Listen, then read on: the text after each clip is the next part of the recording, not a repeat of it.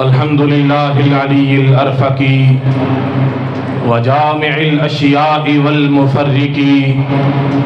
ذي النعم الواسعة الغزيرة والحكم الباهرة الكثيرة والصلاة والسلام على النبي الكريم وعلى آله وأصحابه الأبرار الحائز مراتب الفخار.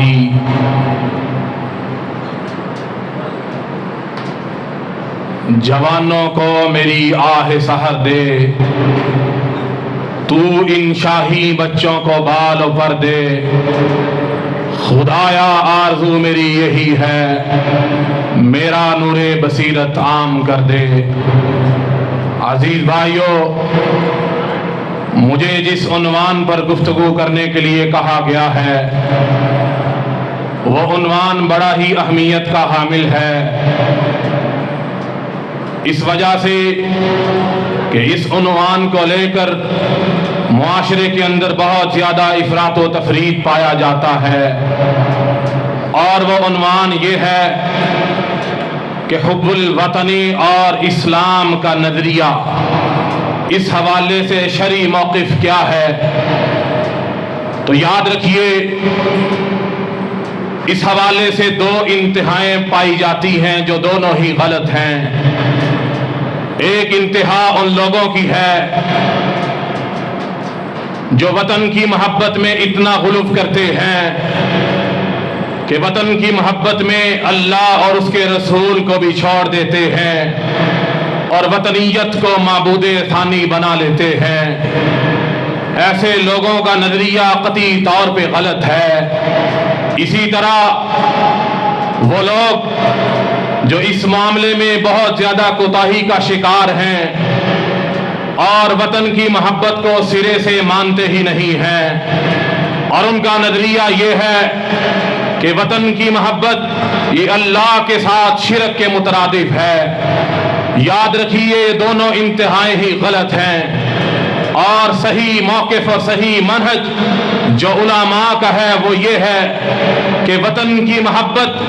ان دونوں انتہاؤں کے درمیان میں اگر رہے، یعنی وطن کی محبت اللہ اور اس کے رسول کی محبت کے تابع رہے، تو یہ محبت نہ صرف جائز ہے بلکہ مستحب ہے. ایسی محبت کرنی چاہیے. آئیے میں اپنے اس موقف پر قرآن و سنت اور سلف کے اقوال سے دلائل پیش کرتا ہوں. کائنات کے رب نے سورہ توبہ کی آیت نمبر 24 کے اندر یہ بات ارشاد فرمائی ہے، قُلْ إِنْ كَانَ آبَاؤُكُمْ وَأَبْنَاؤُكُمْ وَإِخْوَانُكُمْ وَأَزْوَاجُكُمْ وَعَشِيرَتُكُمْ وَأَمْوَالٌ اقْتَرَفْتُمُوهَا وَتِجَارَةٌ تَخْشَوْنَ كَسَادَهَا وَمَسَاكِنُ تَرْضَوْنَهَا أَحَبَّ إِلَيْكُمْ مِنَ اللَّهِ وَرَسُولِهِ وَجِهَادٍ فِي سَبِيلِهِ فَتَرَبَّصُوا حَتَّى يَأْتِيَ اللَّهُ بِأَمْرِهِ. اللہ رب العالمین نے اس آیت کے اندر 8 چیزوں کا تذکرہ فرمایا ہے. وہ 8 چیزیں جن کی محبت انسان کی فطرت کے اندر شامل ہے. انسان فطری طور پہ ان 8 چیزوں سے محبت کرتا ہے، جس کے اندر اس کے گھر بار والے ہیں، اس کے خاندان کے لوگ ہیں، اس کے ماں باپ ہیں، اس کے بہن بھائی ہیں، اور اس کی تجارت ہے اور اس کا وطن ہے. وَمَسَاكِنُ تَرْضَوْنَهَا أَحَبَّ إِلَيْكُمْ مِنَ اللَّهِ وَرَسُولِهِ. اللہ رب العالمین نے اس آیت کے اندر 8 چیزوں کا تذکرہ فرمایا تو مشہور مفسر محمد طاہر ابن عاشور اپنی مشہور زمانہ تفسیر التحریر والتنویر کے اندر اس بات کو ذکر کرتے ہیں. لوگوں یاد رکھو، اللہ رب العالمین نے اس آیت کے اندر 8 چیزوں کا تذکرہ فرمایا اور ان کی محبت کا تذکرہ فرمایا، اور اللہ رب العالمین نے ہمیں یہ بات سمجھائی ہے کہ لوگوں اگر ان 8 چیزوں کی محبت اللہ اور اس کے رسول کی محبت سے زیادہ ہے تو پھر اللہ کے عذاب کا انتظار کرو۔ مطلب اس کا یہ ہے کہ اللہ رب العالمین نے اس آیت کے اندر مطلق طور پہ ان 8 چیزوں کی محبت کی نفی نہیں کی، بلکہ یہ فرمایا احب الیکم من اللہ ورسولہ۔ اگر یہ 8 چیزیں جن میں وطن کی محبت بھی شامل ہے، اگر یہ 8 چیزیں تمہیں اللہ اور اس کے رسول اور اس کی راہ میں جہاد کرنے سے زیادہ محبوب ہیں تو پھر تم اللہ کے عذاب کے مستحق ہو۔ اگر ایسا نہیں ہے بلکہ تم اپنے وطن سے محبت تو کرتے ہو لیکن وہ محبت اللہ اور اس کے رسول کی محبت کے تابع ہے، تمہارے ملک کا قانون تمہیں کسی چیز کا حکم دے، تم دیکھو کہ یہ بات میرے رب کے اور میرے نبی کے فرمان کے خلاف ہے، تم اپنی وطنیت کو چھوڑ دو، اللہ اور اس کے رسول کی بات کو مقدم کرو۔ اگر تمہارا یہ نظریہ ہے، تمہاری محبت کا معیار یہ ہے، تو پھر یہ محبت نہ صرف جائز ہے بلکہ مستحب ہے۔ اسی طرح اللہ رب العالمین نے کتاب مجید کی سورہ قصص کی آیت نمبر 85 کے اندر یہ بات ارشاد فرمائی، ان الذی فرض علیک القرآن لرادک الی معاد۔ وہ ذات جس نے آپ کے اوپر قرآن کو نازل کیا ہے وہ آپ کو معاد کی طرف ضرور لوٹا دے گا۔ اور امام المفسرین امام قرطبی علیہ الرحمہ اور محدث مؤرخ مفسر امام ابن کثیر رحمہ اللہ، اسی طرح امام نصفی علیہم الرحمہ اپنی تفسیروں کے اندر اس آیت پہ جو کلام کرتے ہیں اس کا خلاصہ یہ ہے، اس آیت کے اندر اللہ رب العالمین نے یہ بات ارشاد فرمائی ہے کہ ایک مرتبہ کونین کے تاجدار جب سفر ہجرت پر تھے تو راستے پہ چلتے چلتے جوفا مقام پر چلے تو فاشتاق الی مکہ، تو رسول اللہ صلی اللہ علیہ وسلم کے نفس میں، آپ کے دل میں مکہ کی محبت نے جوش مارا اور رسول اللہ صلی اللہ علیہ وسلم مکے کی طرف مشتاق ہونے لگے، مکے کی یاد ستانے لگی۔ وہ مکہ جو ابراہیم علیہ السلام نے آباد کیا تھا، وہ مکہ جسے ابراہیم اور اسماعیل علیہ السلام نے، جس میں اللہ کے گھر کی بنیاد رکھی تھی، اس مکے کی طرف جو مکہ رسول اللہ کی جائے پیدائش ہے، وہ مکہ جس کی گلیوں میں کونین کے تاجدار نے اپنا بچپن اور اپنی جوانی کے ایام گزارے تھے، اس مکے کی یاد ستانے لگی۔ تو یہ مفسرین لکھتے ہیں کہ اللہ رب العالمین نے اس موقع پہ قرآن مجید کی آیت نازل کر دی، ان الذی فرض علیک القرآن لرادک الی معاد۔ اے میرے حبیب، آپ کے دل میں مکے کی محبت ہے، اپنے وطن کی محبت ہے، تو پریشان نہ ہوئیے، اس رب کا آپ سے وعدہ ہے کہ آپ کا رب آپ کو ان قریب مکے کی طرف واپس لے کے جائے گا۔ تو دو آیتوں سے قرآن مجید میں بے شمار دلائل ہیں، لیکن وقت کی قلت کی پیش نظر صرف 2 دلائل قرآن سے۔ آئیے آگے بڑھیے۔ انس بن مالک رضی اللہ تعالیٰ بیان کرتے ہیں، ایک مرتبہ کونین کے تاجدار علیہ الصلاۃ والسلام، اور یاد رکھیے یہ دلائل کتاب و سنت میں بے شمار پائے جاتے ہیں،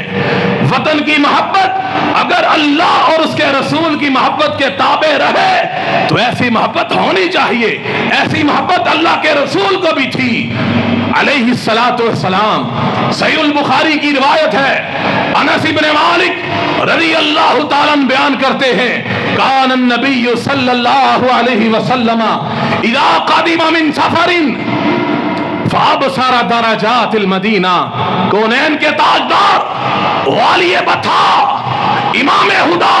محمد الرسول اللہ صلی اللہ علیہ وسلم جب سفر سے واپس آتے اور مدینے کے قریب پہنچ کے مدینے کے در و دیوار دیکھ لیتے، حرکہا من حبہا، مدینے کے قریب پہنچ کے اپنی سواری کو اور تیز کر لیتے، کیونکہ نبی کائنات علیہ السلام کے دل میں مدینے کی بڑی محبت تھی۔ اور اس حدیث کی شرح کے اندر امام ابن حجر علیہ رحمہ فتح الباری میں اور علامہ عینی فتح القاری کے اندر اور اسی طرح دیگر مفسرین وہ اپنی حدیث کی کتابوں میں شروحات میں یہ بات لکھتے ہیں، عمدۃ القاری علامہ عینی علیہ الرحمہ کی اور فتح الباری امام ابن حجر علیہ الرحمہ کی،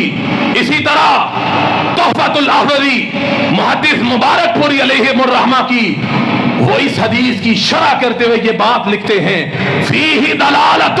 علی فضل المدینہ وعلی مشروعیت حب الوطن،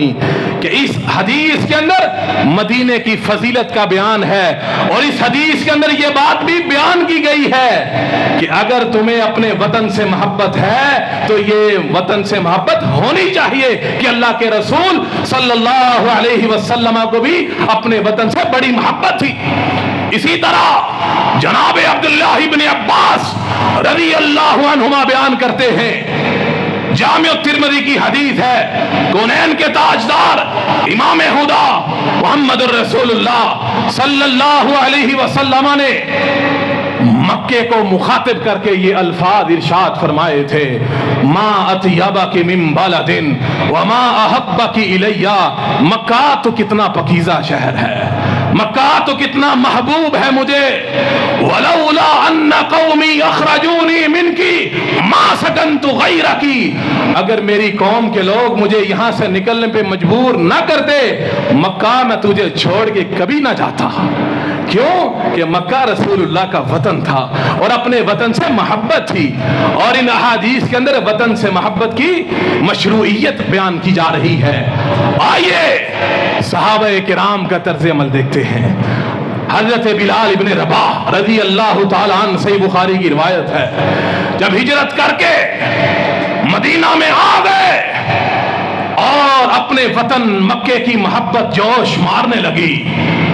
اپنے وطن کی محبت ستانے لگی، اپنے وطن مکے کے وہ پہاڑ، وہ معطر فضائیں، وہ چشمے جن میں بلال رضی اللہ عنہ سیر کیا کرتے تھے، وہ مکہ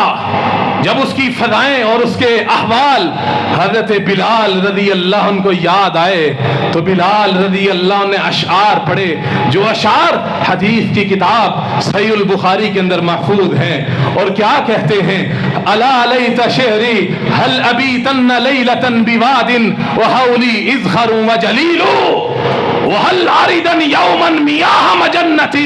وهل یبدون لی شامۃ وتفیل۔ اپنی وطن اور وطن کے احوال اور وطن کا جو ماحول ہے اس کو یاد کرتے ہوئے یہ اشعار پڑھ رہے ہیں۔ آخری اثر ذکر کرتا ہوں، امام ابن حجر علیہ الرحمہ کی مشہور کتاب الاصابہ فی تمییز الصحابہ کے اندر یہ روایت موجود ہے کہ ایک مرتبہ رسول اللہ صلی اللہ علیہ وسلم کے پیارے صحابی حضرت اسیل الغفاری رضی اللہ تعالی عنہ، کونین کے تاجدار محمد الرسول اللہ صلی اللہ علیہ وسلم کے پاس تشریف لائے اور آ کر مکے کے احوال بیان کرنا شروع کر دیے۔ وہ اذخر کی خوشبوئیں، وہ مجنہ کا چشمہ، وہ شامہ کی پہاڑیاں، وہ مکے کے احوال بیان کرنا شروع کر دیے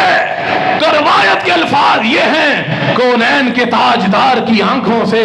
آنسو بہنے لگے اور کہنے لگے، یا اسیل، اے میرے صحابی اسیل، دع القلوب تخرا،